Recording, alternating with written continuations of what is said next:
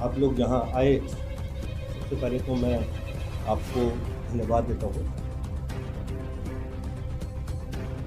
घटना भागलपुर में जो करतारपुर थाना अंतर्गत रजवाली चक मोहल्ले में कल रात 11:30 बजे के आसपास की घटना है। तो क्योंकि हम लोग बहुत ज़्यादा व्यस्त थे ये रिपोर्ट तैयार करने में और सूचना इकट्ठी करने में, और साथ साथ जो लोग मलबे में दब गए थे उनको पहली प्रायोरिटी थी कि उनको बाहर निकाल के उनका इलाज के लिए भेजा जाना, इसलिए थोड़ा सा आप लोगों से भी बातचीत करने में विलम्ब हुआ। लेकिन अब हम जो हैं आपको पूरा विस्तार से घटना के बारे में बता देंगे। उसके बाद जो आपके प्रश्न होंगे उनके भी उत्तर जो है वो देंगे।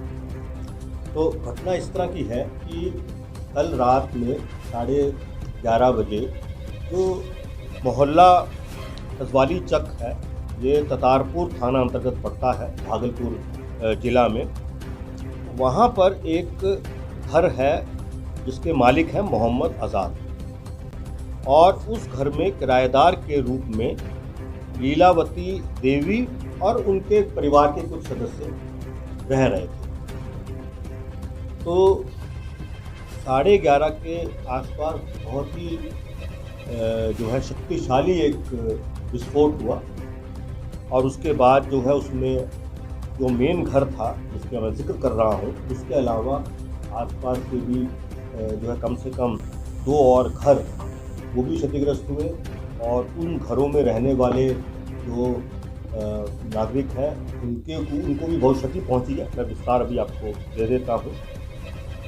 और घटना की सूचना मिलते ही सारे जो पुलिस प्रशासन के लोग, जिला प्रशासन के लोग, कमिश्नर साहब हैं, एसपी साहब हैं, डीआईजी साहब हैं, हमारी डॉग स्क्वाड की टीम, हमारी एफएसएल की टीम, वो अर्ली आवर्स ऑफ मॉर्निंग में वहाँ पहुँच गई थी, और उसका बहुत बारीकी से वो जांच उन्होंने की, और पुनः एक बार जांच करेंगे, क्योंकि अब जो है पिछले 8-10 घंटों के प्रयास से मलबा हट गया है।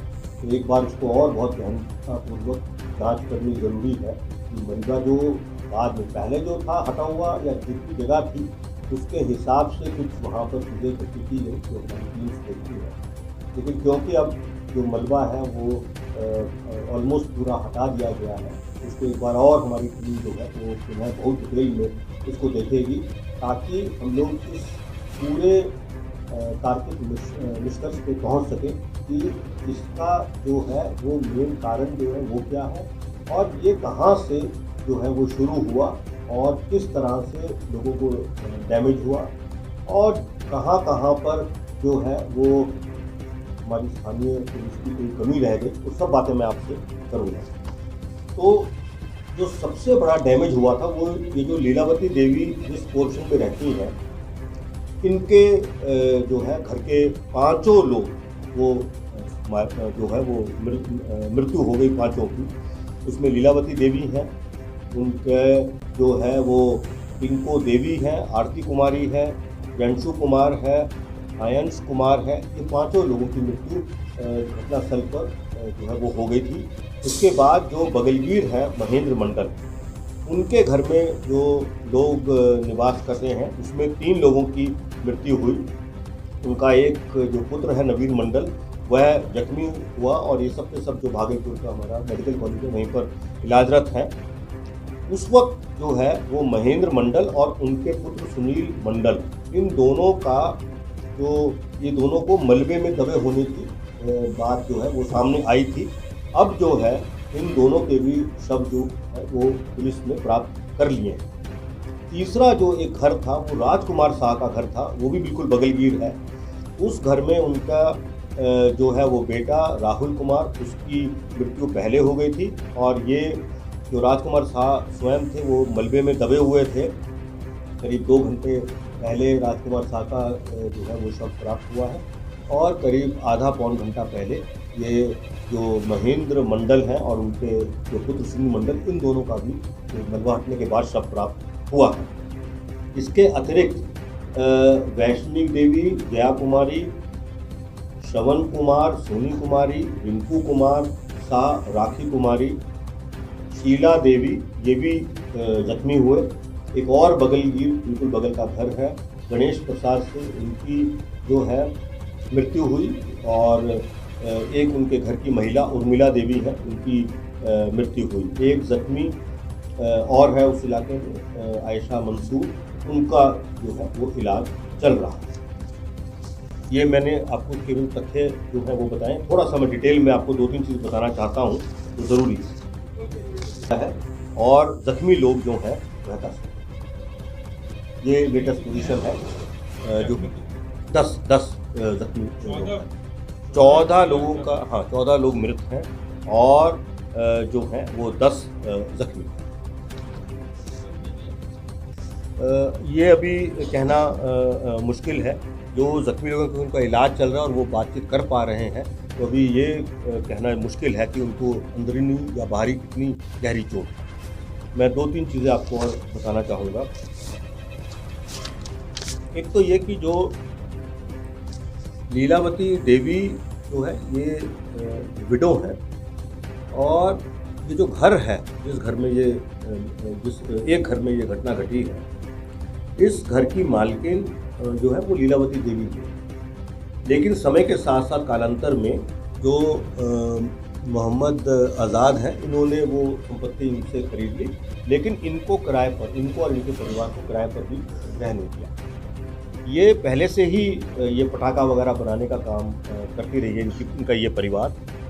और मोहम्मद आज़ाद जो है वो ग्रिल बनाने का काम करते हैं, जो खिड़कियों पे दरवाज़ों पे ग्रिल लगती है उसका काम जो है वह करते हैं। लेकिन इनके बगल वाला जो मेन घर है एक और महेंद्र मंडल का जो घर है, ये लोग बहुत पहले से पटाखा वगैरह बनाने का काम करते आए हैं। और इसके अंदर 2002 में महेंद्र मंडल का जो भाई है सुरेश मंडल, उसकी मृत्यु हुई थी। एक ऐसा ही शक्तिशाली जो है वो विस्फोट हुआ था 24/10/2002। ये विस्फोट जो है उस वर्ष जो दिवाली थी उसके 3 दिन पहले हुआ। और इस संबंध में करतारपुर थाने का कांड संख्या 705/2002 दिनांक 24/10/2002 को जो है वह दर्ज हुआ था। इस घटना में जो सुरेश मंडल, उनके भाई जो है, ये जो महेंद्र मंडल के एक भाई सुरेश मंडल, उनकी मृत्यु हुई थी। बेचनी देवी जो महेंद्र मंडल के एक और भाई हैं सुभाष मंडल, उनकी पत्नी, उनकी मृत्यु हुई थी। और 2 और लोग रवि कुमार राम और शीला देवी, इनकी भी मृत्यु हुई थी। 2003 में पुलिस ने अनुसंधान समाप्त करते हुए अपना फाइनल फॉर्म सबमिट किया था न्यायालय में 2003 में इन चारों को मृत दिखाते। जो घटनास्थल है, उस घटनास्थल पे जो सवेरे की हमारी टीम गई थी, उन टीम को जो चीज़ें मिली हैं वो मैं बता रहा हूँ। एक तो जो पटाखा बनाने के जो रैपर्स होते हैं, तो पटाखा जब भी बनता है उसके ऊपर रैपर लगाए जाते हैं चमकीले, वो मिले हैं काफ़ी संख्या में। प्लास्टिक की कुछ शीट्स मिली हुई हैं कटी हुई, जिन पर संभवतः वो लोग उनको जोड़ते हैं, असेंबल करते हैं। और काफ़ी बड़ी मात्रा में लूज़ जो बारूद होता है, जो बुनियादी तौर पर कॉम्बिनेशन रहता है अमोनियम नाइट्रेट और सल्फर का, और उसके आगे भी उसमें और भी चीज़ें ऐड की जाती हैं, वो जो है मिला है।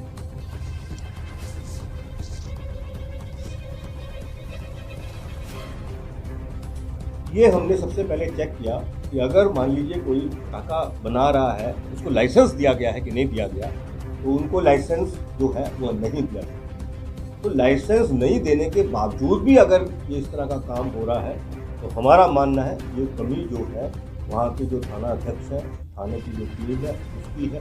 और इस पर और भी जांच होगी, लेकिन तत्काल जो वहाँ के थाना अध्यक्ष हैं, करतारपुर थाना के इंस्पेक्टर हैं संजय कुमार सुधांशु, उनको प्रथम द्रष्टव्य उनकी लापरवाही और शिथिलता पाने पर उनको निलंबित कर दिया गया। अब इसके अंदर जो है जो और हमारे पास रिपोर्ट्स आएंगी, हमारी वहाँ पे जांच कर रही है।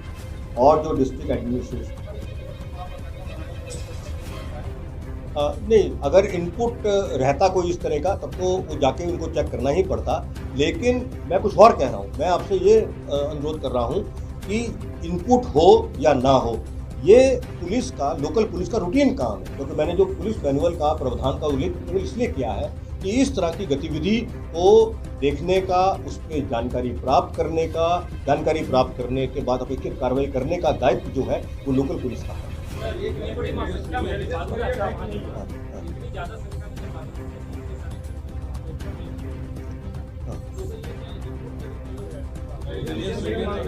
नहीं नहीं नहीं, एक मिनट देखो, मेरी बात सुनिए, मेरी बात देखिए, मैं आपका जो आप जो सवाल पूछ रहे हैं, मैं उसको दो भाग में उसका उत्तर देना पसंद करूँगा।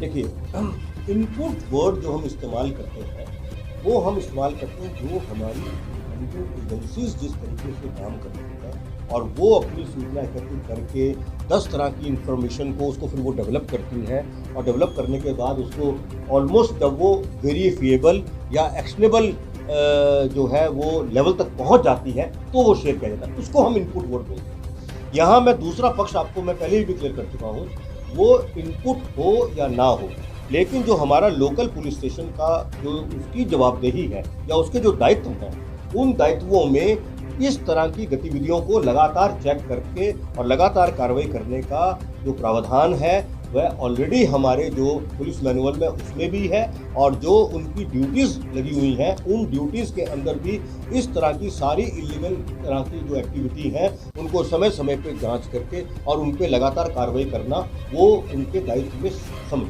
ये मैं कह रहा हूँ। ये कुछ क्लियर है क्या, जब इनके पास लाइसेंस नहीं था तो इतनी मात्रा में बारूद कहाँ से आता? अभी क्योंकि इसके जो बहुत तकनीकी पहलू हैं और इसके जो बहुत फाइन तरह की जो सूचनाएं हैं उसको एकत्रित किया जा रहा है, मैं आपको इसका उत्तर जो है कुछ समय बाद शेयर करूँगा।